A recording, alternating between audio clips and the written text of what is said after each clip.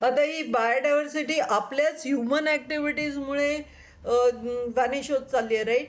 तर त्यामुळे आपणच त्याला प्रोटेक्ट करायला पाहिजे. तर आता प्रोटेक्ट कसं करू शकतो? How can we save plants and animals म्हणजेच biodiversity? First, create environment awareness through education and campaign. असंच अभ्यास करून त्याचा सगळ्यांना. आता हा तुम्ही धडा शिकताय त्यामुळे तुम्हाला बायोडायव्हर्सिटी म्हणजे काय हे तर कळलं. आणि तशाच प्रमाणे तुम्हाला कळलं तर तुम्ही त्याचं कॅम्पेन्स, पोस्टर्स वगैरे, स्पर्धा वगैरे करून ते पसरवायला पाहिजे का बायोडायव्हर्सिटी किती त्याची गरज आहे. नंतर दुसरं म्हणजे शासनाने लॉज केले पाहिजेत. म्हणजे जर काही कोणी उगाचच मारत सुटलं ॲनिमल्सना किंवा झाडं कापत सुटले ना, तर त्यांना शिक्षा झाली पाहिजे. Make and follow strict laws to stop poaching and illegal cutting of trees. नंतर प्रोटेक्ट फॉरेस्ट आणि वाईल्ड लाईफ हॅबिटॅट्स. तर जंगलांचं, वाईल्ड लाईफ हॅबिटॅट्सचं रक्षण केलं पाहिजे. आणि मग establish national parks, wildlife sanctuaries to conserve plants and animals. Protect forest as sacred groves with the help of local people. हा, तर आता नॅशनल पार्क म्हणजे काय असतं हे आपण बघणार आहोत पुढे. पण नॅशनल पार्क म्हणजे काय, की गव्हर्नमेंटने एक अशी एरिया आहे जिकडे बरीच बायोडायव्हर्सिटी आहे. म्हणजे झाडं आहेत, पानं आहेत, ॲनिमल्स आहेत, हे असं प्रिझर्व केलेलं आहे. की तिथे म्हणजे माणसं जाऊन बघू शकतात वगैरे. पण तिकडे तुम्ही काही कुठल्याही प्रकारची झाडं कापू नाही शकत, कुठल्याही ॲनिमल्सचे तुम्ही शिकार नाही करू शकत. तसंच वाईल्ड लाईफ सँच्युरीज म्हणजे काही अशा जागा आहेत तिकडे झाडं आहेत आणि फॉरेस्ट आहे आणि त्याला त्यांनी तिकडे म्हणजे लोक अशी फिरायला वगैरे जात नाहीत, पण त्या तिथे प्लांट्स आणि ॲनिमल्सला गव्हर्नमेंट प्रोटेक्ट करतं. आणि नंतर काही एरियाज आहेत ना, त्याला सेक्रेड ग्रोव्ज म्हणतात. म्हणजे काही जागा आहेत ना, त्या तिकडच्याच लोकांनी म्हणजे लोकल पीपल म्हणजे त्याच्या आजूबाजूला जंगलात राहणाऱ्या, जंगलाच्या आजूबाजूला असलेल्या गावातल्या लोकांनी ठरवलंय का हे जंगल हे आहे, हे ह्या इकडे देव राहतोय काहीतरी. त्यामुळे आपण ही जी जागा आहे तिकडे कोणी मारायचं नाही आणि ती जागा प्रिझर्व करतात. त्याला सेक्रेड ग्रोव्ज म्हणतात. Use natural resources carefully to reduce pollution. आणि मग आपण रिसोर्सेस आहेत पाणी वगैरे हे सगळं आपण सांभाळून वापरलं पाहिजे. आणखीन पॉल्युशन प्रदूषण कमी केलं पाहिजे. ओके, तर हे 6 पॉइंट्स लिहायचे. थोडक्यात काय, protecting forest, stopping poaching, creating awareness, conserving habitats can help save endangered plants and animals. म्हणजे बायोडायव्हर्सिटी त्यांनी. आता बायोडायव्हर्सिटी संदर्भात काही आपण चित्र बघून घेऊया. हे बघा, हा सेक्रेट ग्रोव आहे. इकडे ना ते ते जंगल आहे तिकडे तामिळनाडूमध्ये. तिकडे त्यांनी एका एरियामध्ये असं छोटंसं असं देवाची स्थापना केली आहे आणि त्यांनी म्हटलंय का हे सेक्रेट जंगल आहे. तशीच ही वाईल्ड लाईफ सँच्युरी आहे बघा. आसाम, इकडे रायनोसोरस आहेत, नंतर पाण्याचं वॉटर बॉडीज आहेत आणि ही आसामला आहे. तर वाईल्ड लाईफ सँच्युरी म्हणजे काय, अभयारण्य. It is a protected area where wild animals, birds and plants are kept safe. Main purpose is to protect animals and natural habitats. Hunting and poaching is prohibited. Human activity may be allowed in a limited and controlled manner. म्हणजे माणसांना जायला देतात, पण खूप जणांना म्हणजे ते असा टुरिस्ट स्पॉट नसतो. Government protects and manages these areas to conserve wildlife. Wildlife sanctuary is a protected place where wild animals and plants can live safely. आता उदाहरण काय आहे, इंडियामध्ये कुठे कुठे आहेत, बऱ्याच ठिकाणी आहेत. पण उदाहरण द्यायचं झालं तर पेरियार वाईल्ड लाईफ सँच्युरी, गिरची वाईल्ड लाईफ सँच्युरी. आता हा सेक्रेड ग्रोव्ज बद्दल ना तुमच्या टेक्स्टबुकमध्ये प्रश्न विचारला होता, तर तुम्ही काय लिहाल? Sacred groves are forest areas conserved in the name of God and considered as sacred by local community. तिकडच्या आजूबाजूच्या लोकांना ते असं जंगल असं काहीतरी देवाची जागा असं वापरतात. These groves are a type of sanctuary protected not by government forest department but by society itself. म्हणजे ते जी जागा आहे, ग्रोव्ज म्हणजे खूप झाडं असलेली जागा, छोटंसं फॉरेस्ट. तर ते जे आहे ना, ते गव्हर्नमेंट नाही प्रोटेक्ट करत, पण तिकडचा समाज आहे, सोसायटी आहे, तेच प्रोटेक्ट करतं.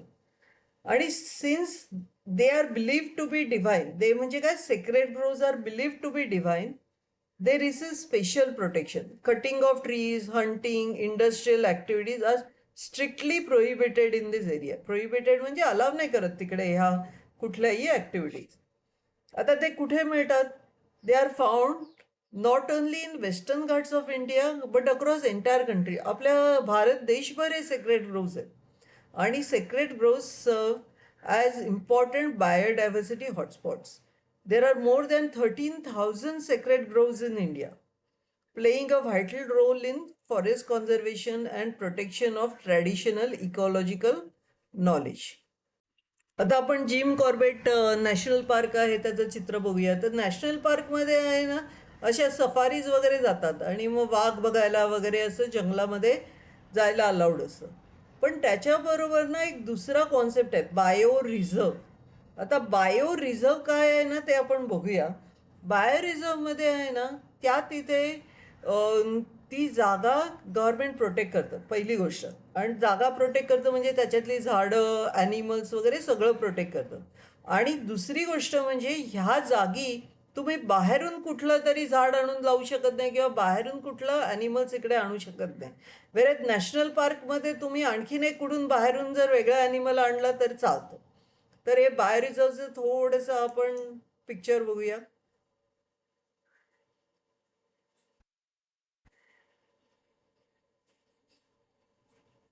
बायोस्फेअर रिझर्व पण म्हणतात त्याला.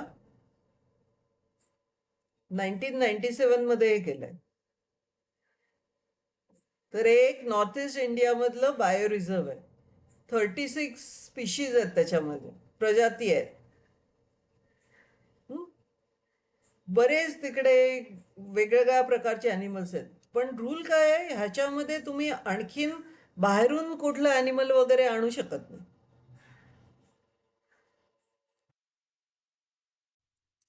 आता तुम्हाला नॅशनल पार्क आणि बायो रिझर्व बद्दल प्रश्न विचारला तर काय लिहायला? A national park is a protected area created by government to conserve wild animals, plants and their habitats. Hunting, cutting trees, and other harmful human activities are strictly controlled and prohibited. The main aim is to protect wildlife and nature. बरेच national park आहेत, पण example काय, Kanha national park. National park is a protected area where wildlife and nature are conserve. त्याबरोबर bio reserve किंवा biosphere reserve असं म्हणतात. A biosphere reserve is a large protected area created to conserve plants, animals, and entire ecosystem. It protects biodiversity as well as natural environment. It may include forests, mountains, rivers, wildlife, and local community. Some activities such as research, education, sustainable use of resources may be allowed in suitable areas. हां, तर तिकडे एक आणखीन काय rule आहे, मी म्हटलं की बाहेरून काही गोष्टी आणून लावू शकत नाही. Biosphere reserve is a large protected area to conserve biodiversity and whole ecosystem. In national parks, you can bring an animal from outside. In bioreserve, you cannot do so because it will affect animals which are already there. Its ecosystem will get disturbed, its food chain will get disturbed. The sanctuary म्हणजे काय, protection of wild life. National park म्हणजे काय, protection of wild life plus habitat. आणि bio reserve म्हणजे काय, protection of biodiversity plus entire ecosystem. Okay. हा तुमच्या टेक्स्टबुकमधला प्रश्न आहे आणि मार्च 2019ला 4 मार्काला विचारलेला प्रश्न आहे. तर काय उत्तर द्याल? How can biodiversity be conserve? Biodiversity can be conserve by protecting plants, animals and their habitats. तर पहिलं काय, protection of rare species. Rare species have very few members and can easily become endangered. We should protect them from hunting, poaching and habitat destruction. This helps them survive, त्यामुळे ते जगू शकतील and increase there numbers. दुसरं काय करू शकतो, establishment of national parks and sanctuaries. Government can create national parks and wild life sanctuaries. These provide a safe place for plants and animals. Activities such as hunting and unnecessary cutting of trees are restricted. नंतर third काय केलं पाहिजे? Declaring regions at bioreserves. Large areas rich in biodiversity can be declared as bioreserves. They protect plants, animals and entire ecosystem. They also help in research and conservation. नंतर काय केलं पाहिजे? काही special projects करायला पाहिजेत. म्हणजे आता सेफ टायगर प्रोग्राम वगैरे आहे endangered स्पीसीसाठी. Conservation of projects for species. Special programs can be started to protect endangered species. For example, project can focus on protecting tigers, elephants, rhino and other threatened animals. आता ह्या प्रोग्राममध्ये काय करतात? Posters लावतात, सगळ्यांचा awareness वाढवतात, नंतर ते टायगर्स प्रिझर्व करण्यासाठी फंड्स गोळा करतात आणि टायगर्सची रक्षा करतात. असा हा सेव्ह टायगर प्रोजेक्ट आहे. तसंच इतर एंडेंजर्ड स्पीशीजसाठी पण अशा प्रकारचे प्रोजेक्ट्स केले पाहिजेत. Conserving all plants and animals. We should protect all forms of life, not only endangered or rare species. म्हणजे फक्त आता आपण रेअर आणि एंडेंजर्ड स्पीशीजकडे लक्ष देऊन चालणार नाही. सगळ्या स्पीशीजकडे आपल्याला बघायला पाहिजे, कारण ते कधी पण एंडेंजर्ड होऊ शकतील ना. एंडेंजर व्हायच्या आतच आपण त्याच्याकडे लक्ष दिलं पाहिजे. Forests, plants, animals, birds, insects, microorganisms are all important. Every organism has a role in maintaining balance of nature. आणि मग सगळ्यांनी ना नियम पाळले पाहिजेत. Observing the rules. We must follow environment and wild life protection laws. तर wild life protection जे laws आहेत, जे कायदे आहे ना, त्याच्याबद्दल माहिती पण पाहिजे आणि ते फॉलो पण केले पाहिजे. त्याच्यामध्ये काय आहे कायद्यामध्ये? We should not hunt animals, cut trees illegally or destroy natural habitats. Following these rules helps to protect biodiversity. आणि maintaining records of traditional knowledge हा ना एक महत्त्वाचा मुद्दा आहे.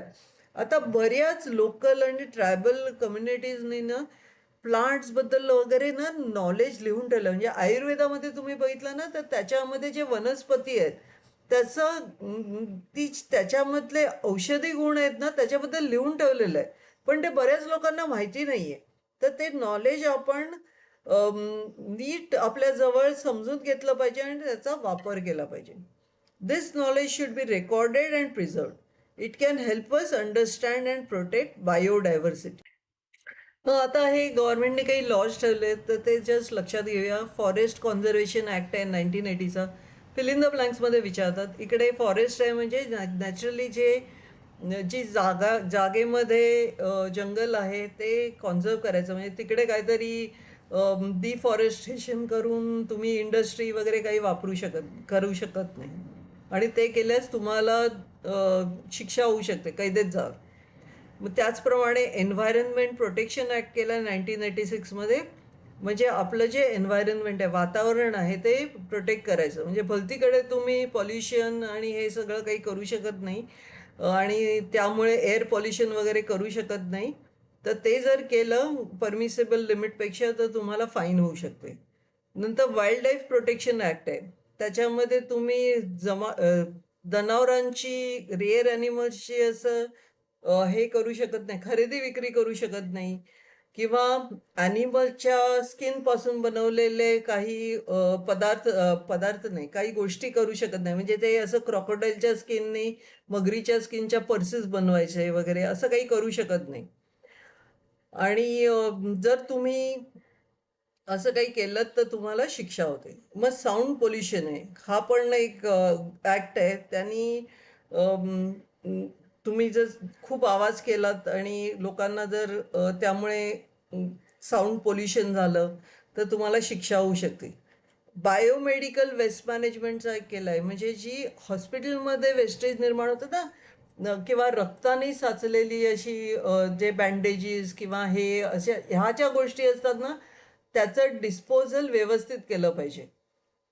नंतर e waste management. E waste मॅनेजमेंटचा जो ॲक्ट 2011ला केला आहे त्याच्यामध्ये काय, ई वेस्ट म्हणजे तुम्हाला माहिती आहे लॅपटॉप, माऊस, नंतर मोबाईल फोन वगैरे, ही जी ई वेस्ट आहे ते तुम्ही व्यवस्थित हँडल केलं पाहिजे. ते वेगळ्या रीतीने स्टोअर करून तुम्हाला ते त्याचं डिस्पोजल करायला लागतं.